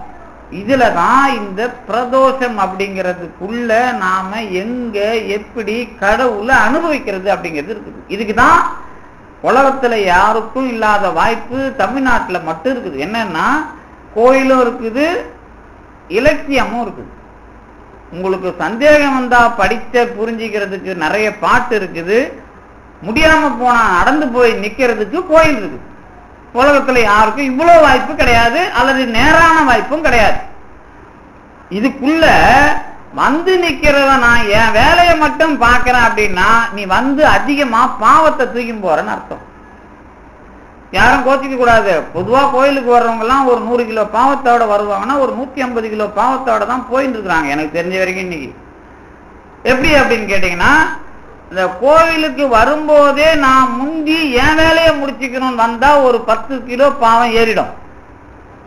அதுக்கப்புறம் அங்க என்ன நடக்குது, நாம எப்படி போகணும், எப்படி வரணும், அடுத்தவனுக்கு பிரச்சனை இல்லாம போகணும், என் வேலையை மட்டும் அது அங்க அவர் தீபாராதனை காட்டுறதுக்கு முன்னாடி காட்டிட்டு கொடுத்துருக்கிறதுல சந்தில போறதா இல்ல எனக்காக காட்டும் போது நான் பாக்குறதா, இதுக்குள்ள எந்த விஷயமும் தெரியாம வந்து போன வந்து என்னது அது ஏழை வீட்டுக்கு வந்து போன மாதிரியே வந்து போனாக்கா அதுல வந்து 150, அதாவது வந்த 100 கிலோ பாவத்துக்கு மேல ஒரு 50 கிலோ ஏற்றின்னு தான் போறோம் கோயிலுக்கு வரும்போதும் போகும்போது. ஏன்னா கோயிலுக்கு வராம இருந்துட்டா பிரச்சனை கிடையாது, அங்கேயே கணக்கு வெளியிலேயே பார்த்துட்டு இருப்பாரு. உள்ள வந்துட்டா கணக்கு கொஞ்சம் அதிகமாயிடும். ஏன்னா அது அவருடைய வியாபகம், கடவுளோட வியாபகம். படிச்சவன் பாவம் பண்ணா தப்புன்றோம்ல, சாதாரணமா படிக்காதவன் பாவம் பண்றதை விட படிச்சவன் பாவம் பண்ணா அதிகம். ஏன் சொல்றோம், விவரம் தெரிஞ்சு பண்றது தப்பு. அப்ப விவரமா இருக்க வேண்டிய இடத்துல நான் விவரம் இல்லாம வந்து போனா எனக்கும் தப்பு, எனக்கு வழிகாட்டவனுக்கும் தப்பு. அப்ப நாம கடவுள் விஷயத்துல இவ்வளவு கண்டுபிடிச்சு கடவுளை இல்லாம ஆக்கிறோமா இருக்கிறாருன்னு ஆக்கிறோமா? இதுதான் சார் இப்ப இருக்கிற நிலவரம். இப்ப உலகத்தை அழிக்கிறதுக்காக நாம வந்துக்கிறோமா, உலகத்தை நாம அனுபவிக்கிறதுக்காக வந்துக்கிறோமா? இதுதான் தேவர்களுக்கும் அசுரர்களுக்குமான சண்டைங்கிறது. தேவர்கள் அசுரர்கள் சண்டைலாம் தனியா கிடையாது. இப்ப நீங்களாம் உலகத்தை அழிக்க பிறந்தவங்க. இது சொன்னா கோபம் வரக்கூடாது. இப்பெல்லாம் நாமெல்லாம் உலகத்தை அழிக்க தானே வந்திருக்கிறோம். இப்ப செவ்வாய் கிரகத்தை ஆராய்ச்சி பண்ணி அங்க தண்ணி இருந்தது, ஏற்கனவே அழிஞ்சிருக்குன்னு சொல்றான். என்ன தெரியணும் நமக்கு, குடியேற்றத்துக்கு வேலை பார்க்க கூடாது. அவ்வளவு பெரிய கிரகத்தையும் அழிச்சுக்கிறான் அந்த மனுஷன் அந்த காலத்துல. இந்த பூமி தம்மா துண்டு, இதையாவது நாம காப்பாற்றுவோம் தானே முதல்ல சொல்லணும். இவ்வளவு பெரிய கிரகத்தையே நாம நிறைய பேர் வாழ்ந்து அழிச்சிருக்கானோ, அப்ப அழிஞ்சிருக்குது போலது. அப்ப நாம அழிக்காம காப்பாற்றுறது எப்படி அப்படின்னு நினைச்சாதான் அதுக்குள்ள நாம சாமி கும்பிட வந்தோன்றதுக்கு அர்த்தம். பிரதோஷத்தை ஜெயிக்கிற, ஏன்னா கடவுள் இருக்கிறாருங்கிறது உண்மை. நீங்க கேட்கிற மாதிரி சுத்தமா கொடுக்கிறாருங்கிறதுக்கு மட்டும் உண்மை இல்ல, கடவுள் அனுபவிக்க முடியும். அவர் எல்லாத்தையும் தாண்டி நமக்குள்ள ஜெயிக்க வைக்கிறார். இந்த உலகத்துல நாம வந்து நம்மள வாழ வைக்கிறார் அப்படிங்கிறது மட்டும் இல்ல, அது உண்மையிலே கடவுள் உண்டு அப்படிங்கிறதுக்குள்ள இந்த உலகத்துக்கு புரிய வைக்கிறது. உண்மையிலேயே கடவுள் உண்டுன்னு எல்லாருக்கும் தெரியாது. அது இப்ப கடவுளை கோயில் இருக்கிறாருன்னா நம்ம சாமி கும்பிட வர்ற முக்கால்வாசி பேரு. ஆனா உண்மையிலே இருக்கிறாருன்னு சொல்றவங்க கொஞ்சம் பேர் தான் இருப்பாங்க. ஏன் அப்படின்னா இந்த கோயிலுக்கு வந்து சாமி கும்பிடுற அந்த கணக்கு வழக்கு இருக்குல்ல, அதை தாண்டி அவங்களுக்கு தெரியணும். அதை தாண்டி தெரியறது எத்தனை பேருக்கு தெரியும்? அது யாருக்காவது தெரியுது அப்படின்னு சொன்னா அவங்க அவ்வளவு பிரச்சனைக்குள்ள இருந்திருக்கணும். அவ்வளவு பிரச்சனையில இருந்து கடவுளை அனுபவிச்சிருக்கணும். நாம தான் பிரச்சனையே இல்லையே. கொஞ்சம் பிரச்சனை வந்தவொடனே கோயிலுக்கு பிரதோஷத்துக்கு விளக்கு போட்டா தீருமா, அல்லது அமாவாசைக்கு வந்து போட்டா தீருமா? கொஞ்சம் பிரச்சனைக்கு அந்த பிரச்சனையை தீர்க்கறதுக்கு தானே கோயிலுக்கு வரோம்.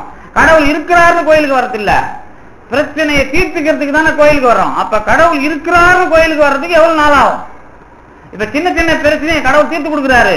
தீர்த்து கொடுத்த பிறகு பெரிய பிரச்சனை வரும்போது வேற சமயத்துக்கு போயிடலாமா அல்லது எப்படி கொடுத்தா வாங்கலாம்ன்றது பிரச்சனை இல்ல, அவரே அதுக்கான முயற்சியையும் எடுக்கிறார். எப்போ நம்ம மனம் ஒழுங்கா இருந்தா அவர் தான் அதுக்கும் காரணம். யாரு? இப்ப நான் அடிக்கடி சொல்லுவேன்ல, ஒரு அன்னதானம் ஒருத்தருக்கு வந்து 10 பேருக்கு போடுறது இன்னைக்கு அதாங்க முடியுது என்னால அப்படின்றப்ப அடுத்த தடவை நான் 100 பேருக்கு போடணும் அப்படின்னு தானே எல்லாரும் போடுறோம். 10 பேருக்கு அன்னதானம் போட்டா பணம் நிறைய கிடைக்கணும், 100 பேருக்கு நான் அன்னதானம் போடணும் அப்படித்தானே சார் போடுறோம். அப்படிதான் முக்கால்வாசி பேர் போடுறாங்க. அப்ப 100 பேருக்கு அன்னதானம் போடுறதுக்கு பணத்தை முதல்ல கொடுத்து கடவுள் நான் இருக்கிறேன்னு காட்டிடுவான். அதுக்கப்புறம் என்ன பண்ணுவான், நீ ஒழுங்கா சம்பாதிச்சு போடுறான்னு சொல்லிட்டு வறுமையை கொடுத்துருவான். இப்ப அன்னதானம் போடுவீங்களா போட மாட்டீங்களா? கஷ்டப்பட்டாவது போடணும் அப்படின்னு நீங்க முயற்சி பண்ணுவீங்கல்ல, கஷ்டப்பட்டாவது நான் போடணும்ன்ற முயற்சி பண்றதுக்குள்ள உங்களுடைய கணக்கு வழக்கு அங்க பாத்துக்கிட்டு இருப்பான். மனநிலை கணக்கு இதெல்லாம் பாத்துக்கிட்டு இருப்பான். அப்ப 100 பேருக்கு போட தேவையில்ல, நீ ஒரு ஆளுக்கு சாப்பாடு போட வச்சு லட்சக்கணக்கான பேருக்கு சாப்பாடு போட்ட பலனை கொடுக்கறதுக்கு ஒரு ஆள் அனுப்புவான். அதுக்கு தயாரா இருப்பீங்களா? அதுதான் திருவள்ளுவர் அழகா சொல்றார். அதாவது நீங்க செய்யுங்க தானம் தர்மம்லாம். இந்த தான தர்மத்தை ரொம்ப முக்கியமான விஷயம் இந்த திருக்குறள் தான். ஒல்லும் வகையான் ஓவாதே அறவினை செல்லும் வாயெல்லாம் செயல். இப்ப நீங்க ஒரு ஆளுக்கு என்னால முடிஞ்சது இவ்வளவு கொடுக்குறீங்கல்ல, அது மட்டும் இல்லாது உன்னால என்னென்னலாம் முடியுமோ அதெல்லாம் நீ போற வழியெல்லாம் செய். ஒண்ணும் இல்லை சார், இந்த தமிழ்நாட்டுல எனக்கு ஒரு மகா கேவலமான விஷயம் தெரியும். என்ன மகா கேவலமான விஷயம்னா, எந்த பஸ்லயும் உக்காந்துங்கிறவன் பக்கத்துல உக்காந்துங்கிறவன மதிக்கிறதே இல்லை. அதாவது உட்காந்துங்கிறவன் அடுத்தவனை டார்ச்சர் பண்ணாம உட்கார்ந்ததா நான் பார்த்ததே இல்லை இது வரைக்கும். நானும் தமிழ்நாடு முழுக்க இதுக்காக சுத்திட்டு இருக்கிறேன். எங்கேயாவது ஒருத்தனாவது ஒதுங்கி அவனா உட்காந்து நமக்கு இடம் வரானான்னு பாக்குறோம். இன்னும் ஒருத்தனும் எனக்கு கிடைக்கல. இது எதுக்கு இதை சொல்ல வரனா, அப்ப மனநலம் பாதிக்கப்பட்டு நான் தான் அப்படின்னா அதான் யான் எனது. இவெல்லாம் பிரதோஷத்துக்கு வந்தான்னா வரல. நான் குறைஞ்சபட்சம் நான் நடக்கும் போது நிற்கும் போது அதாவது வண்டியில போனாலும் இவன் அவனுக்கு எதிரியா பாக்குறான், நடந்து போனாலும் இவன் அவனை எதிரியா பாக்குறான், எதிர போனாலும் அடுத்தவனை எதிரியா பார்த்து வாழ்ந்தா இந்த உலகத்தை அழிக்க போறீங்களா காப்பாற்ற போறீங்களா? இப்ப இந்த விஷயம் தான் பிரதோஷம். இதுதான் அசுரர்களா இருந்து அவங்களை அழிச்சு நான் நல்லவனா இருந்து வாழ முடியும்னு காட்டலன்னா மொத்தமா அழிஞ்சு போங்கடான் நான் கடவுள். அதான் விஷத்தை அவன் சாப்பிட்டுட்டு அவன் தான் போனான். கடவுளும் இல்லை உலகமும் இல்லை, மொத்தத்தையும் கவுத்து போட்டா வேலை முடிஞ்சுது. இப்ப என்ன விஷயம் அப்படின்னு கேட்டீங்கன்னா, இதுக்குள்ள இருக்கிறாருன்னு நீங்க சொல்லலாம். அடுத்து இன்னொரு மறுபடியும் புல்லு பூண்ட முளைக்க வச்சு இருக்கிற ஆன்மாவுக்கு மறுபடியும் ஒரு ரீசைக்கிள் கொடுத்து அவனாவது திருந்துறானான்னு பார்ப்பான். இப்ப இங்கேயே படிப்பீங்களா, வரலாற்றில் லெமுரியா கண்டம் இருந்தது, 5 போயிட்டு, சிந்து சமவெளி 5 போயிட்டு, சிந்து சமவெளி நாகத்தில் மக்கள் எகிப்தி நாகரிகத்தில் மக்கள் இப்படிலாம் என்னன்னு படிப்பீங்க. இவர்கள் நன்றாக வாழ்ந்தார்கள், கழிவு நீர் வைத்திருந்தார்கள், ஆரோக்கியமாக இருந்தார்கள்னா வரலாறு படிக்கிறோமா இல்லையா? இவங்கெல்லாம் எங்க போனாங்க? ஒரு பிட்டு கூட இல்லாம மொத்தமா அழிஞ்சாங்களா இல்லையா? அதுல இருந்து ஒத்தப்படமா வெளியில எங்கேயாவது இருந்து அதை கண்டினியூவேஷனா கொண்டு வர முடியலையே. மொத்தமா நான் சொல்றது செவ்வாய் கிரகம் அழிஞ்சது விட்டுருங்க, இங்க பூமியிலேயே இப்ப அந்த நாகரிகம் அழிஞ்சது இந்த நாகரிகம் அழிஞ்சதுன்னு படிக்கிறோமா இல்லையா? அந்த நாகரிகத்தை வேற அதுதான் தூக்கி பிடிச்சின்னு பெருசா வேற ஆராய்ச்சி பண்ணுவோம். மயன் நாகரிகம் அப்புறம் இந்த நாகரிகம் இதெல்லாம் ஆராய்ச்சி பண்ண வானாங்களே, அதை மொத்தமா அழிச்சிருக்கிறாங்களா இல்லையா? அல்லது மொத்தமா அழிஞ்சிருக்குதா இல்லையா? அதுல ஒரு ஆள் கூட தேராம போனானா இல்லையா? அப்ப நாம அழிக்க போறோமா உருவாக்க போறோமா? இதுதான் பிரதோஷம். அதாவது நான் இந்த உலகத்துக்குள்ள நான் கடவுளுக்கான இடமா இருப்பேன் அப்படின்னு ஒருத்தன் சொல்லலைன்னா அவன் சிற்சபை கிடையாது. அதான் ஆன்மாவை சிற்சபைன்னு சொல்றது. அதுதான் வள்ளலாறுல சொல்ற மரணமிலா பெருவாழ்வு உண்மைன்னு சொல்லும், வேற எதுவும் சொல்லாது. இல்லாட்டா நம்ம செத்து போறேன் இதில் 1000 விஷயம், ஏதோ ஆள ஒழுங்க ஏதோ வந்தமா சாமி கும்பிட்டமா, வீட்டுல நடக்காது சாமி கும்பிட்டா வருங்கிறாங்க. அதுவும் மருந்தீஸ்வரர் கும்பிட்டா வருமா, கபாலீஸ்வரர் கும்பிட்டா வருமா, அப்புறம் பக்கத்துல எந்த ஈஸ்வரங்கிறாரு ஒற்றீஸ்வரர் கும்பிட்டா வருமா, இல்ல திருக்கேகுன்ற வேதபுரீஸ்வரர் கும்பிட்டா வருமா, இல்ல அருணாச்சலேஸ்வரர் கும்பிட்டா? அவ்வளவு தூரம் போக முடியாது சார், எங்க ஊர்ல இருக்கிற கோயிலே பாத்துருவோம் சார், இங்கே ஏதாவது குத்தா கொடுக்கட்டும் சார், இல்லாட்டா போட்டோம் சார் அப்படின்னு கொஞ்சம் பேர் போயிட்டு தானே இருப்போம். எந்த சாமி கும்பிட்டா கரெக்டா கொடுப்பாருன்னு கேட்க மாட்டோம், போக மாட்டோமா? எல்லா சாமியும் கும்பிட்டாருன்னா கொடுப்பாரு, ஆனா எந்த சாமி கும்பிட்டா கரெக்டா கொடுப்பாரு அப்படின்னு கேட்கணும்ல. அப்புறம் ஏகப்பட்ட சாமி வச்சிருக்குத, சரி சார் இந்த சாமியை பார்த்தா பரவாயில்ல சார், அப்ப நம்ம லெவலுக்கு பாத்துக்கிறோம்ல, அதை மட்டும் அதுலயும் ஒரு சுயநலம் தானே வருது. கடவுளை பாக்குறதுலயும் நம்ம லெவலுக்கு பாக்குறது தானே வருது. அவன் போறான் சார், இல்ல நம்ம இங்க ஒருத்தர் வருவாரு, நான் கைலாயத்துக்கு போயிட்டேன், நான் கைலாயத்துக்கு போயேன், ஆகுதானா? அது அப்படியே போய் சேர வேண்டியதானே, கைலாயத்துக்கு போனா அப்படியே போய் சேர வேண்டியதான். இங்கேயா வந்தீங்கன்னு கேட்க வேணாமா? சுந்தரர் போய் அங்கே தானே இருக்கிறாரு, இங்கே வந்தாரு. காரைக்கால மேயர் மட்டும்தானே போயிட்டு வந்தாங்க. எதுக்கு வந்தாங்கன்னா, இப்படி ஒரு விஷயம் இருக்குது, நடராஜர்னு ஒரு விஷயம் இருக்குது. அது என்னன்னா, நீங்களும் கடவுளும் இருக்கிறீங்கன்னு காட்டுறதுதான் நடராஜர். நான் அதாவது வேற எவராலும் இந்த உலகத்துல பேச முடியாது இவ்வளவு பெரிய விஷயம். தமிழ்நாட்டை தவிர அல்லது தமிழ்ல இருக்கிற இலக்கியங்களை தவிர உலகத்துல யாராலையும் இதை பேசவே முடியாது. சும்மா கடவுளை பேசலாம், நிலம் இருக்குது அது கடவுள், பாம்பு கடவுள், ஆகாயம் கடவுள்னு, சுந்தரம் கடவுள், சூரியன் கடவுள்னு பேசிட்டு இருக்கலாம். ஆனா கடவுள்ங்கிறது ஒரு ஜோதியாகவும் அது இருக்கிற விஷயமாகவும் அது எல்லாத்தையும் தாண்டி அனுபவிச்சு நாமளும் அதுக்குள்ள சாகா விஷயமா அது இருந்து அதுக்குள்ள அடுத்து இனிமே துன்பத்துக்கு உள்ள வர்ற பிறவியில வராம நாம போவோம் அப்படின்னு சொல்லணும். அப்படி இல்லைன்னா ஒரு படம் ஒண்ணு நீங்க எல்லாம் பார்த்திருப்பீங்களா, நான் கடவுள், அதுல முத்தி குடும்பா அந்த யாரு அது பிச்சைக்காரி அவன் கழுத்தாத்துருவான்ல, அந்த மாதிரி கழுத்தாத்துன்னு சாக வேண்டியதுதான். அவனுக்கு விவரம் பத்தாது, அதனால அப்படிதான் படம் எடுத்தான். முத்தின்னா செத்து போறதுன்னு அவன் எடுத்தான். அது கிடையாது. அதுவே அதாவது செத்து போறதுதான் முத்தினாக்கா எல்லாருமே அது பூமி அழியத்தை விரும்பலாமே. கடவுளுக்கு ஒரு தடவை நம்ம பூஜை எல்லாரும் சேர்ந்து பண்ணலாமே. கடவுளே இந்த பூமி அழித்து எங்களை எல்லாம் ஆசீர்வதியும் அப்படின்னு நம்ம பூஜை பண்றது எவ்வளவு நேரம் ஆகும்? அது ஒண்ணும் பெரிய விஷயம் இல்ல. செத்து போறதுதான் முத்தி அப்படின்னா நான் என்ன சொல்ல வரேன்னா, அதுக்குள்ள ஒரு துன்பத்தையும் நீங்க ஞானமா மாத்துறது. இப்ப நிறைய பேருக்கு அது வராது. ஒரு பிரச்சனை வருது அப்படின்னா அதுக்குள்ள நான் அறம் ரீதியா அல்லது இது தப்பு அப்படின்னு சொல்லிட்டு ஒதுங்கி கடவுள்கிட்ட வராம அதை எதிர்க்கிற காலத்துல எனக்கு ஒரு உண்மை தெரியும்.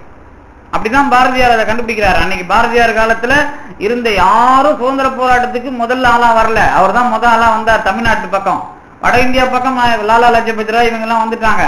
ஆனா தமிழ்நாட்டுக்குள்ள முத சுதந்திர போராட்டத்துக்குள்ள தெளிவா எல்லா வகையிலையும் வேலை பார்த்தவர் பாரதியார். அன்னைக்கு இருந்த அறிவாளிகளை சொல்றேன் நான். அவர் பாரதியார் காலத்துல இருந்த பெரிய பெரிய அறிவாளிகள் எல்லாம் வராத சமயத்துல இவர் தான் முதல்ல வெளியே வர்றார். அதுக்கு என்ன காரணம் அப்படின்னா, அதுதான் சமுதாயத்துல வர்ற கெட்டதுக்காக நான் போராடுறது அப்படிங்கிறது. அது வரும்போதுதான் நான் செய்யற ஒவ்வொரு வேலைக்குள்ளேயும் இல்ல இது எனக்கு வர்ற பிரச்சனை இல்ல, எனக்கான வளர்ச்சி அப்படிங்கிற மாதிரியான எண்ணத்தை கொடுக்கிறவன் தான் கடவுள். எண்ணத்தை மட்டும் கொடுக்க மாட்டார், அந்த விஷயத்துக்குள்ள உங்களை என்ன பண்ண மாட்டாரு, விழுந்து போக வைக்க மாட்டார். இதுதான் இழந்து போகாத வாழ்வை ஈயும் முத்தையன்னு பாம்பன் சாமி சொன்னது. நாம பிரச்சனை வரும், அதுல வீழ்ந்து போக மாட்டோம் அப்படிங்கிறது தெரிகிற காலத்துல, அப்படி தெரிஞ்சுக்கிற ஒவ்வொருத்தனுக்கும் இதெல்லாம் தாண்டி கடவுள் இருக்கிறாருன்னு தெரியும். அவன் தான் பிரதோஷ காலத்து நந்தி. அதாவது நான் எனதுன்னு வாழற உலகத்துல நான் எனதுன்னு தான் நானும் வாழறேன். ஆனா அந்த பிரச்சனைக்கு நடுவுல நான் இந்த அடுத்தவர் விஷயமா, கடவுள் விஷயமா, நல்லதன் விஷயமா செய்யும் போது எனக்கு வருகிற வருத்தத்தில் நான் வீழாமல் அல்லது இறந்து போகாமல் அல்லது குறைவுபடாமல் நிக்கிறேன் பார். அப்ப எனக்கு கடவுள் தெரியும் பொழுது நான் தான் யாரு, கடவுளை காட்டுகிற ஒரு ஞானம் உள்ளவன். அதான் சிற்சபையினர். இப்ப நடராஜர் ஆடுறாருன்னு பாக்குறீங்கல்ல, இப்ப கோயில் போய் சிதம்பரம் போய் சிதம்பர நடராஜரை பாக்குறீங்கன்னா அதுக்கு முன்னாடி நீங்க ஒரு மூணு நடராஜரை பார்த்துட்டு வரணும். யாரை பார்க்கணும்? குற்றாலத்துல ஒரு நடராஜரை பார்க்கணும், அதுக்கப்புறம் திருநெல்வேலியில ஒரு நடராஜரை பார்க்கணும், அதுக்கப்புறம் மதுரையில ஒரு நடராஜரை பார்க்கணும். இவங்களை பார்த்த பிறகு சிதம்பரத்திலே 2 நடராஜரை பார்க்கணும். ஒன்னு உள்ள ஆடிக்கிட்டு இருக்கிறவரையும் பார்க்கணும், இன்னொருத்தர் வெளியில கால தூக்கி ஆடிக்கிட்டு இருப்பாரு இல்ல, இன்னொரு சபை ஊத்துவ தாண்டவம் சொல்லுவாங்கல்ல, அதையும் பார்க்கணும். இந்த 5 சேர்த்தாதான் சபை நடனம் பேரு. சபாநாதர் அப்படின்னா இந்த உடம்புல நாம வாழற காலத்துல இந்த உடம்ப வச்சுக்கிட்டு அறிவாளின் நாம பேர் வாங்கணும். யாரு? இந்த உடம்ப வச்சுக்கிட்டு வாழற ஒவ்வொருத்தனும் அறிவாளின் முதல்ல பேர் வாங்கணும். எப்படி வாழறதுன்னா, முதல்ல குற்றாலம் அதுக்கு பேர் சித்திர சபை. இந்த சித்திர சபைனா என்னன்னு கேட்டீங்கன்னா எழுத்து. சித்திரம்னா எழுத்து. இந்த எழுத்தை வச்சுக்கிட்டு எழுதி மொழி அப்படின்னு நம்ம பேச்சு வழக்கு பண்றோம்ல, இந்த பேச்சு வழக்கு, இந்த மொழி எதுக்காக வந்தது, சைகை மொழி, அது மக்களை அதாவது பொருள்களை இப்படி அப்படிலாம் நிறைய வரலாறு உண்டு. அதெல்லாம் பிரச்சனை இல்லை. நான் மொழியை பயன்படுத்தி அடுத்தவனிடம் உறவு கொள்கிறேன் அல்லது தொடர்பு கொள்கிறேன். இந்த தொடர்பில் நான் சொன்ன சொல்லை காப்பாற்ற வேண்டும். பேசுறதும் சரியா பேசணும், எழுதுறதும் சரியா எழுதணும். இதுக்கு அர்த்தம் என்ன அப்படின்னா, நான் சொல்ல காப்பாற்றுறவனா இருக்கணும். இந்த தொல்காப்பியன் ஒரு இலக்கணம் பழைய காலத்திலே சொல்லுவாங்கல்ல, அது என்ன சொல்லும்னா, திரிவில் சொல் தழால் வேண்டும், சொல்ல திரிக்காம பயன்படுத்த கத்துக்குங்கோ. அப்படி அதுக்குதான் நாங்க இலக்கணம் எழுதுறோம் அப்படின்னு சொல்லுவோம், மொழி இலக்கணம். இப்ப எல்லாரும் சொல்லுவாங்கல்ல வாழ்க வளமுடன், நான் தான் அடிக்கடிங்க சொல்லிக்கிறேன். இது சொல்ல திரிச்சு பயன்படுத்துறாங்களா திரிக்காம பயன்படுத்துறாங்களான்னு கேட்டா தப்பா பயன்படுத்துறாங்கோ அப்படின்னு நான் சொல்லுவேன். வாழ்க வளமுடன்னா நீ வீணா போன்னு அர்த்தம், வாழ்க நலமுடன்னா நீ நாசமா போன்னு அர்த்தம் அப்படின்னு எனக்கு தெரியும். உங்களுக்கு தெரியாது இல்ல? அது வாழ்க வளத்துடன் சொன்னாதான் நீங்க நல்லா வாழுங்கன்னு அர்த்தம். வளமுடன் வாழ்கனா நீங்க மொடமா போங்க, நாசமா போங்கன்னு அர்த்தம். அது நலமுடன் சொன்னாதான் நான் நல்லா இருக்கணும்னு அர்த்தம். அர்த்தம் கிடையாது. நலத்துடன் அப்படின்னு அத்து சேர்க்கணும். இது தமிழ் மொழி. இந்த தமிழ்ல இருக்கிற இலக்கணம் தெரியாதவன் தான் வளமுடன் நலமுடன் சொல்லிட்டு இருப்பான். வளத்துடன் சொன்னாதான் நீங்க நல்லா வாழ்வீங்க, நலத்துடன் சொன்னாதான் நல்லா வாழ்வீங்க. அப்படி இல்லைன்னா வளமுடன் சொன்னா நலமுடன் சொன்னா நீங்க நாசமா போங்கன்றது அர்த்தம் அதுக்குள்ள இருக்குது. நான் சொல்லலப்பா. அப்போ இது யாருக்கு தெரியணும்? இதுதான் சொல்ல காப்பாத்துறது. இதுக்குதான் அறிவு வேணுங்கிறது. இதுக்குதான் சரியா தெரிஞ்சுக்கணும் அப்படிங்கிறது. அப்போ இந்த விஷயமா மட்டும் இல்ல. இப்ப காதல் பண்றாங்க அந்த காலத்துல. இப்பதான் காதல்னா டிவி டிராமா எல்லாத்திலயும் வந்து காதல்னா என்னன்னு தெரியாம போச்சா. அதாவது என்ன அப்படின்னு கேட்டா, காதல்னா ஒண்ணும் இல்ல, ஒரு விஷயத்துல முழுமையா இருக்கிறது. மாதர் காதல் அப்படின்னு தொல்காப்பியம் அதை சொல்லும். அப்புறம் வந்து நிறைதல் காமம், காமம் நிறைந்து இயலும் அப்படின்லாம் அதுக்கு நிறைய வார்த்தைங்க இருக்கு. இதுல என்ன அப்படின்னா, ஒரு விஷயத்துக்குள்ள நான் தெளிவா முழுமையா இருக்கணும். இந்த ஒரு அதுக்குள்ள நான் அந்த அந்த விஷயத்துக்குள்ள கொஞ்சம் கூட பிசகு வராம நான் செயல்படணும். இது சங்க இலக்கியங்கள்ல அக இலக்கியங்கள்லாம் சொல்லும்போது சொல்லுவான். இந்த நற்றிணைன்னு ஒரு இலக்கியம், அதுல முதல் பாட்டே வரும். நின்ற சொல்லர் நீடு தோன்று இனியர். வார்த்தையை காப்பாத்துறவன். எப்படி நினைச்சு பார்த்தாலும் அவன் மேல பிரச்சனை, நான் என்ன சொன்னாலும் அவனை வந்து நான் தப்பானவனா சொல்ல மாட்டேன். இதான் முத வார்த்தை. நின்ற சொல்ல, சொல்ல காப்பாத்துறவன். அதுல ஒரு விஷயம் வருது. ஒரு கூத்தாடுற பொண்ணு, அவளை ஒரு களம் நெல்லு கொடுத்து ஒரு ஊருக்கு இன்னைக்கு இரவு அம்மன் கோயில் விழாவில் கூத்தாடுறதுக்கு அவளை வந்து கூப்பிடுறாங்க. அவ வந்து அன்னைக்கு ஆடுவா. அன்னைக்கு பார்த்து பக்கத்து ஊருக்காரன், நான் ஒரு தங்கம் உனக்கு இன்னைக்கு பரிசா தரோம், இன்னைக்கு எங்க ஊர்ல வந்து ஆடுன்னு கூப்பிடுறான்னு வச்சுங்களேன், நெல்லை விட தங்கம் பெருசு இல்ல, அதனால அவ விட்டுட்டு அந்த ஊருக்கு போக மாட்டா, அப்படிப்பட்ட ஊரு அந்த அந்த மாதிரி வாழறவங்க நாங்க அப்படின்னு தொல்காப்பியர்னு ஒருத்தர் பாட்டு எழுதுறாரு. இந்த மாதிரி நிறைய இருக்கு. அப்படின்னா என்ன சொல்ல வரேன்னா, அப்பெல்லாம் தாலி கிடையாது, நீ வா நான் உன் கூட வாழற, ரெண்டு பேரும் மாறாம வாழும். இதுக்குதான் அதை பயன்படுத்துற அந்த ஓமைய. நம்ம இங்க ஒருத்தர் இருந்தார், ராஜேந்திரன், தமிழ் பல்கலைக்கழகத்து துணைவேந்தர். அவரு கணையாழின் பத்திரிகை நடத்துறார். அவர் ஒரு கதை எழுதினார், ஓம நதின்னு ஒரு நூல். அதுக்குள்ள அந்த கதை வரும். என்ன கதை அப்படின்னா, ஒரு ரேஷன் இந்த குடி உரிமைக்காக அந்த ரேஷன் கார்டு எழுதுறதுக்காக ஒருத்தன் வரான்.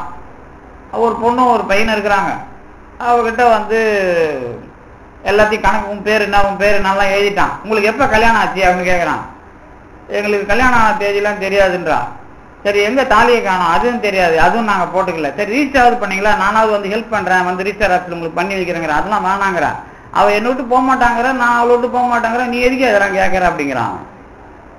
அந்த கதையை அப்படி எழுதியிருப்பாரு அவர். எதுக்கு சொல்ல வரேன்னா, இப்படி இருந்த சமூகம் தான் இப்ப எதுவாயிருக்குது. நீ என்னதான் கல்யாணம் பண்ணாலும் பரவாயில்ல, நான் போக தயாரா இருக்கிறேன்னு இருக்குது. கல்யாணங்கிற லைசன்ஸ் வரதுக்கு முன்னாடி நான் என்ன வேணாலும் பண்ணணும் இருக்குது. ரெண்டும் இருக்குது. புரியுதா? நான் விவரமா சொல்ல வேணாம் உங்களுக்கு. இது எல்லாத்தையும் நீங்க தான் நாடகத்துல பாக்குறீங்களா. இப்ப என்ன நாடகத்துல அவன் என்ன சொல்றான்னா, நஜத்துல நடக்கிறத விட நான் கம்மியா தான் எடுக்கிறேன்றான் அவன். பரவாயில்ல, ரெண்டு பேரும் நல்லா தான் போட்டி போடுறாங்க அப்படிங்கிறதுலாம் இந்த சமூக நிலவரம். இதுக்குள்ள நீங்க சொல்ல காப்பாற்றத்தை பத்தி பேசி இதுக்கு பிரதோஷத்துக்கு சாமி கும்பிட வந்து இவ்வளவு தத்துவம் பேசினா நியாயமா? அது இன்னும் கொஞ்ச நாளைக்கு இந்த பூமி இருக்கட்டுங்கிறதுக்காக இது நடக்குது. இதுவும் இல்லைன்னா அப்புறம் சீக்கிரமா பெருமான் அழிக்கிறதுக்கு தயாரா இருக்கிறான். கவலைப்படாதீங்க. அதனால என்ன அப்படின்னு கேட்டீங்கன்னா, ஏன்னா உங்களுக்கு திருத்த முடியாதுன்னு வந்த பிறகு அவன் என்ன பண்ணுவான் பாவம். எல்லாரும் இருக்கிறீங்க, உங்களை காப்பாற்றணும், வேற வழியில் என்ன பண்ணுவீங்க? ஆபரேஷன் பண்ணி தானே சார் மாற்றி ஆகணும். உங்களுக்கு குடல் இருக்குது, குடல் கெட்டு போச்சுன்னா என்ன பண்றது? என்ன பண்ணுவீங்க? குடல் மாற்று அறுவை சிகிச்சை நடந்திருக்குதா? தெரியும். மூளை மாற்று வரைக்கும் போயிருக்கானுவோ. குடல் மாற்று நடந்திருக்குதா? குடல் மாற்று அறுவை சிகிச்சை நடந்தது இல்ல. கட் பண்ணிட்டு லெட்டின் போறதுக்கு சைட்ல ஒரு குச்சி விட்டுருவாங்க. ஆனா இதய பிரச்சனை வந்தா மாத்தி கொடுப்பான். கடவுள் எவ்வளவு கெட்டிக்காரன். ரொம்ப முக்கியமான உறுப்பை மாத்துறதுக்கு மட்டும் அனுமதி கொடுத்துக்கிறான். இந்த குடலுங்கிற ஒரு சாதாரண இந்த உறுப்பை மாத்துறதுக்கு வேலையை கொடுக்கலப்பா அவன். அவன் மோசமானவனா நல்லவனா? இதயத்தை மாத்துறதுக்கு எவ்வளவு பொறுப்பா வேலை. இதயத்தை அப்படியே தூக்கி வச்சு பிறந்த குழந்தையோட மாத்தலாம் சார். இதயத்துக்குள்ள சின்ன சின்ன விஷயத்தையும் மாத்தலாம், இதயத்தையும் மாத்தலாம். ஆனா இந்த குடலை மாத்தி ஒண்ணும் பண்ற மாதிரி வழி பண்ணலையா? அப்ப கடவுள் எவ்வளவு சில்லி மேட்டர்ல உங்களை பார்த்து ஏமாத்துறான், எவ்வளவு அழகா உங்களை கவர் பண்ணி வச்சுக்கிறான். அப்ப எவ்வளவு பெரிய பிரச்சனையை நான் மாத்தி தரேன்பா, ஆனா நீ சின்ன சின்ன விஷயத்தையாவது ஒழுங்கா செய்ப்பா அப்படிங்கிறான். நீங்க பறவை காக்கா குருவி எல்லாம் கூட நேரத்துக்கு சாப்பிட்டு பசி எடுக்கலாம் சாப்பிடாதுப்பா, நீங்க மட்டும் ஏன்பா பசி எடுக்கலாம் கூட அந்த நொறுக்கு தீனியை சாப்பிட்டே அந்த உடம்பை கெடுக்குறீங்கன்னு கேட்கறான். அப்ப மிருகம் பறவை எல்லாம் ஒழுங்கா தானே இருக்குது, கண்ட நேரத்துக்கு எதுவும் சாப்பிடல, பசி எடுத்தா சாப்பிட்டு திட்டிக்குது இல்ல. நாம மட்டும் ஏன் கிளை சாப்பிட்டு என்னது மிஞ்சி இருந்தாலும் எதையாவது குறைச்சிக்கணும், நேரமும் குறைச்சிக்கணும், இந்த வயிற்றை கேட்டுட்டு அப்புறம் என்ன அப்புறம் எதுதான்டா கத்துக்கணும்னு கேட்பானா இல்லையா? அவன் கேட்கறானா இல்லையா? அந்த கேட்கிற விஷயம், சின்ன விஷயம் தொடங்கி சமுதாயத்தில் இருக்கிற பெரிய விஷயம் வரைக்கும் நீங்க அதை யோசனை பண்ணீங்கன்னா தான் உண்மையிலேயே கடவுள் இருக்கிறாருன்னு ஒத்துக்கவாது முடியும். ஒத்துக்கின பிறகு நீங்க செய்ய ஆரம்பிச்சாதான் கடவுள் இருக்கிறாருங்கிறதுக்குள்ள போக முடியும். இத கத்துக்கிறது தான் சித்திர சபைங்கிற தொடக்கம். இது ரொம்ப சின்ன மேட்ரு. சித்திர சபையில படிப்பறிவை வைத்து அல்லது மொழியை வைத்து நான் இந்த உடம்பை காப்பாத்துகிறேன்னு ஒருத்தன் கிளம்பினான்னா குற்றாலத்துல நடராஜரை பார்க்கிறாருன்னு அர்த்தம்.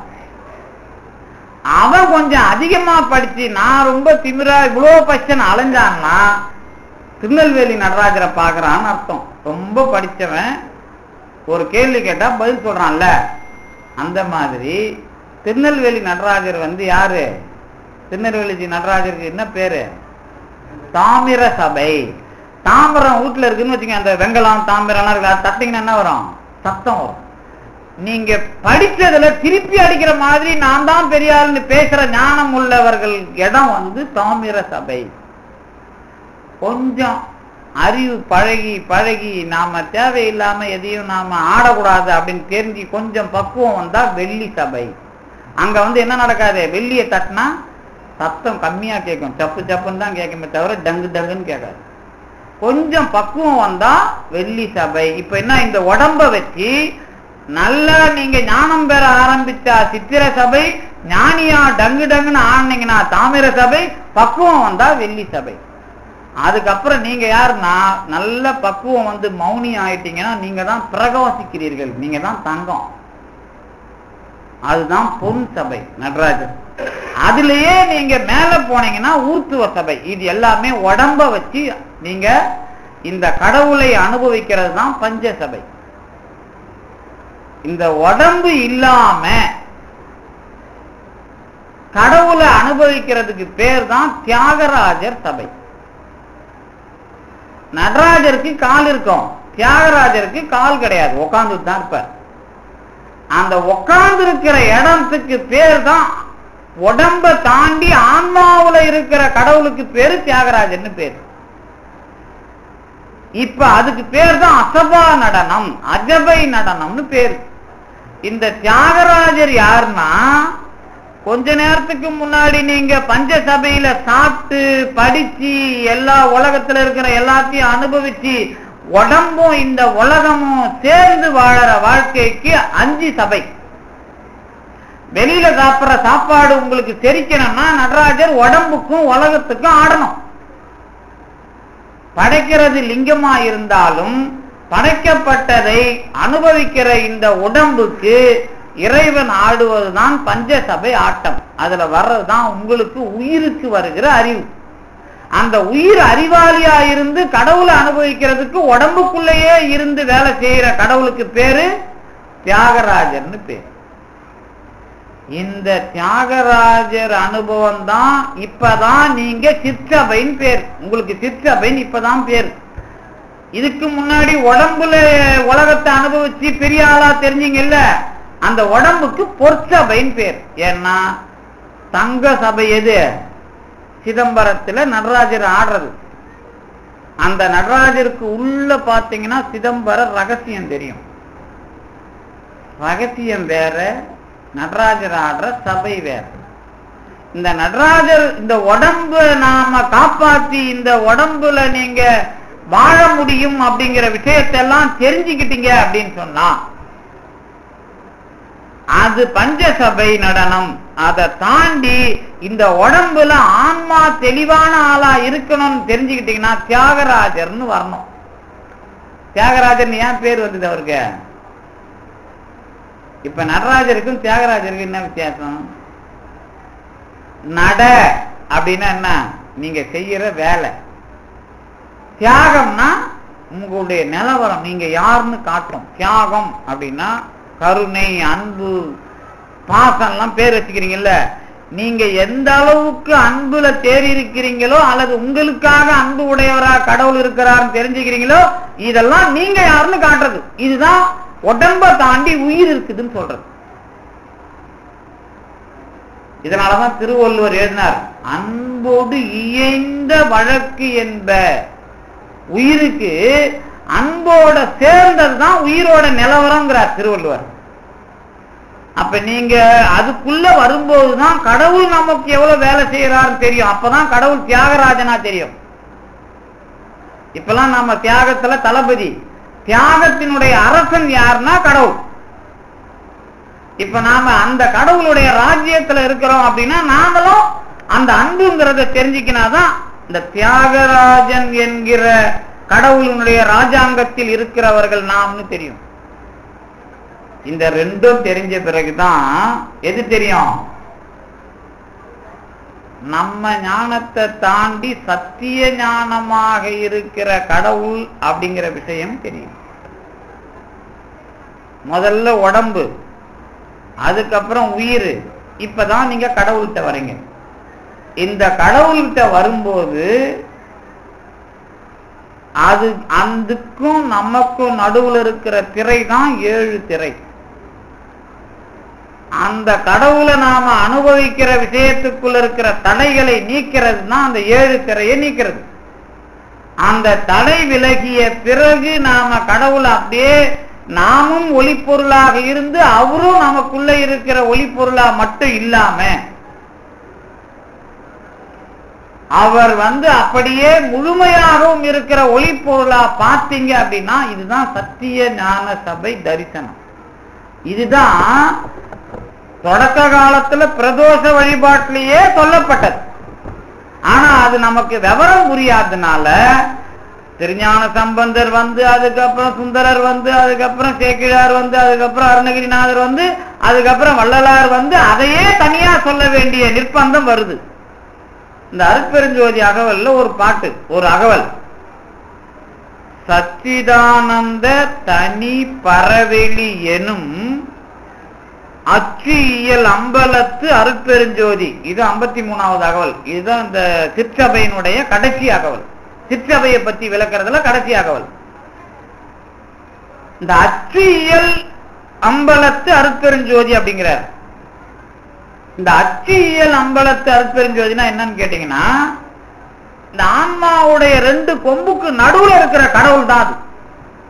நந்தியோட 2 கொம்புக்கு நடுவுல தானே பிரதோஷ வழிபாடு நடராஜர் நான் சொன்னேன் அந்த கடவுளை பாக்குறதுன்னு.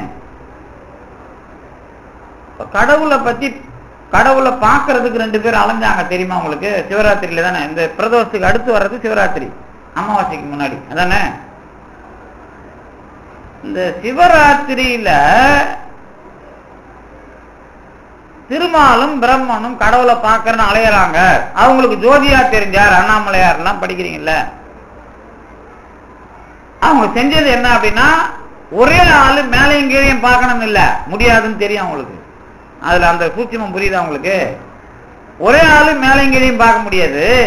நான் ஒருத்தன் மேல போய் பார்த்துட்டு வர, நீ கீழே பார்த்து அப்புறம் பார்த்ததாகும். ஒரே ஆளு மேலையும் கீழையும் பார்த்தா தானே சார் பார்த்ததாகும். அதுவே அவங்களால முடியல. ஒருத்தர் மேல போய் பார்த்தாலும் முடியல, ஒருத்தர் கீழே போய் பார்த்தாலும் முடியல. ஆனா பார்த்தேன்னு சொன்னா ஒரு ஆளே பார்க்கணும். இதுதான் வள்ளலார் அதை கொஞ்சம் அழகா எழுதினார். இந்த அடிமுடி அப்படிங்கிறதுல இந்த நந்தியோட 2 கொம்பு இருக்குல்ல, அதுக்கு நடுவுல நடராஜரை பாக்குறீங்க அப்படின்னா எப்படின்னு கேட்டீங்கன்னா, நடுவுல அப்படி ஆடுறாரு, நேரா பார்க்க கூடாது. இந்த லாட மாதிரி ஆன்மாவுக்கு நடுவுல கடவுளை பார்த்தீங்க அப்படின்னா அவரோட அடியையும் முடியையும் பாக்குறீங்கன்னு அர்த்தம். ஆனா கடவுள் முழுமையா இருக்கிறார். அப்ப நீங்க யாரு அப்படின்னா, நீங்க ஒரு அச்சு மாதிரி தெரிவீர்கள். இந்த வண்டி ஓடுதுல்ல, எல்லா வண்டிக்கும் ஒரு அச்சு இருக்கும், அதை வச்சுதானே வட்டம். இப்ப நீங்க உங்களுக்கு அச்சு கடவுள். இப்ப நான் வாழறேன், நான் பேசுறேன் அப்படின்னா எனக்கு ஆதாரம் கடவுள். ஆனா நான் கடவுளுக்குள்ள ஒரு நடு ஆளா தெரியணும். இதுதான் சிற்றபையனுடைய பெரிய அனுபவம். அதுதான் அச்சியல்னு எழுதினார். அதை எங்க வாத்தியார் ஒருத்தர் ஆசு அப்படின்னா 81 அப்புறம் 12 என்னமோ எழுதிக்கிறாரு. என்ன அப்படின்னு கேட்டீங்கன்னா, ஒரு சக்கரம் இப்ப வியாபகம் முழுமை அப்படின்னா ஒரு முழுமையான சக்கரம், அது கடவுள் மட்டும்தான், அதுல ஒன்றும் சந்தேகம் கிடையாது.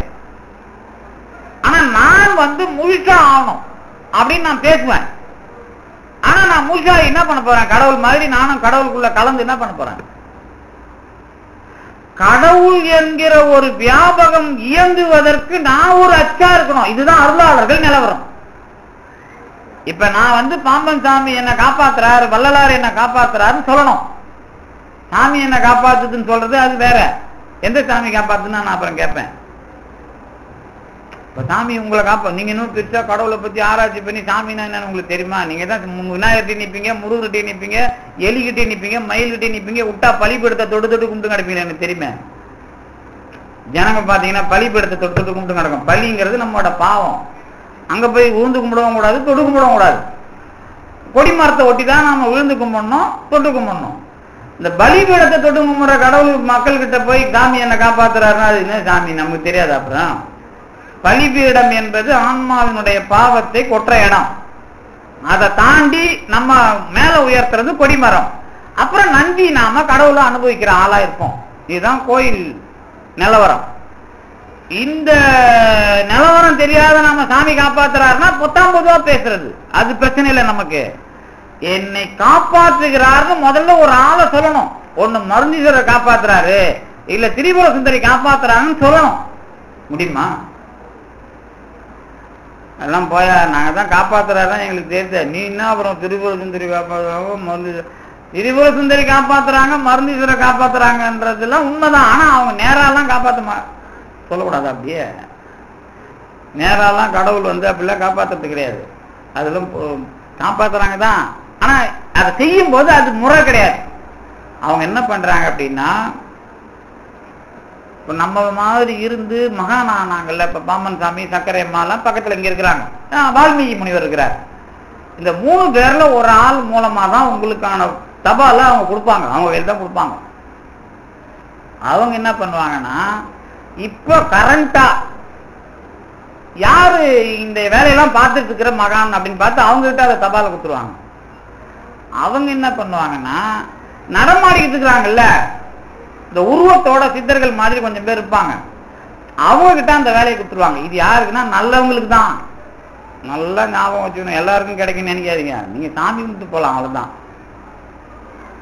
நல்லவங்களுக்கு இந்த வேலை நடக்கும். அப்புறம் இன்னொன்று நடக்கும், உங்களுக்கு வேலை நடக்கணும். உங்களை நல்லவங்களா வச்சு உங்களை ஏதாவது ஒரு இடத்துக்கு போக வச்சு அங்க ஏதாவது ஒண்ணு பண்ண வைக்கிறோம். இதுதான் அவரால் முடியும். கடவுளுக்கு வேற வழியே கிடையாது. நீங்க 1000 தடவை ஊந்து கும்பிட்டாலும் சரி, சுத்தி கும்பிட்டாலும் சரி, சுண்டல் கொடுத்து சாப்பிட்டாலும் சரி, கொடுக்காம சாப்பிட்டாலும் சரி, சுண்டல் வாங்கி சாப்பிட்டாலும் சரி, சுண்டல் வாங்கி கொடுத்தாலும் சரி, உங்க நிலவரம் இவ்வளவுதான்.